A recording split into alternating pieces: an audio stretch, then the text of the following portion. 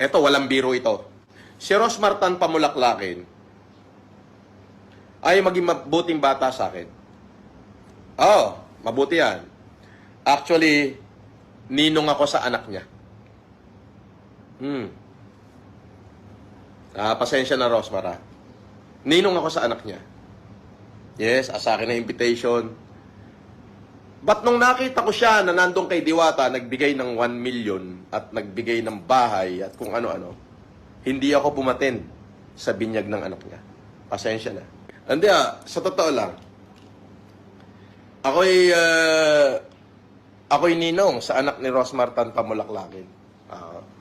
May 14 ho yun, alas 6 ng hapon sa Tagaytay. Pero nung naisip ko lang, sabi ko, wala akong ano kay Ros kasi mabait na bata yan eh. Hindi tumalikod sa akin yan ni minsan. Hindi siya tumalikod sa akin, kumbaga sumikat siya, kinilala niya ako.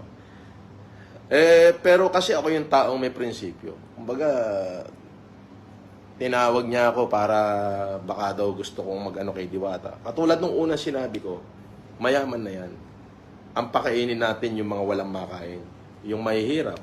Katulad ng ginagawa ng FFCI, at saka ng Pure Heart USA, at saka na si May Desperanza.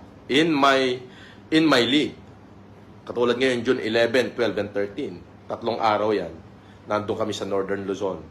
O kahit gaanong karaming tao, lahat, pag sinabi kong lahat ng malabo mata, bibigyan namin ng libreng check-up ng mga magagaling na doktor at corresponding na salamin.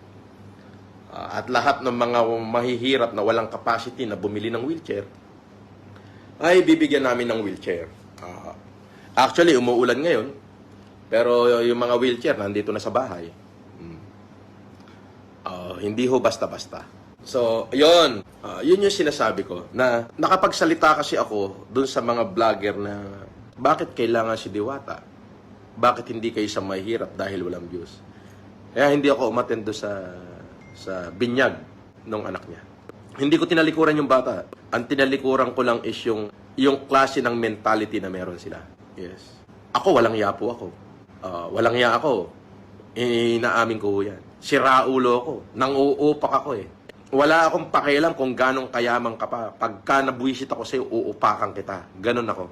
At kilala po ko dyan. Dahil nung pandemic, nakita nyo naman, inupakan ko lahat ng mga dapat kong upakan. So, yun ho yun. Wala akong personal grudge sa kanila. But, ayoko lang ng mentality na meron sila. At saka hindi ko, alam nyo, hindi ko kailangang isasabihin makikisaw-saw sa kanila. I have my own, meron ako sariling supporters. At nakilala ko, hindi dahil sa pagtitiktok, hindi ako nakilala sa pagtitinda ng pares o sa paglalabas ng singit. Nakilala ako sa pagtulong sa mamamayang Pilipino. The only man who is stand against all odds. Para dun sa mga nagbigay sa iyo ng kotse ng 1 milyon ng bahay, hindi worth it, di ba? Sumikat ba kayo? Wala rin. Hindi na rin kayo pinag-usapan.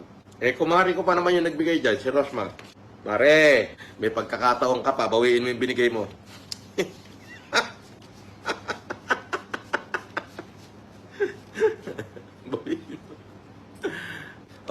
Real talk yan. Idol, dapat ikaw ang binigyan ni Rosmar ng 1 million. No.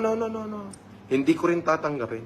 Kapag ka ibibigay yan, sasabihin ko sa kanya, bumili ka ng mga damit, tsinelas, pagkain. Bigyan mo ng tsinelas yung mga walang tsinelas dyan.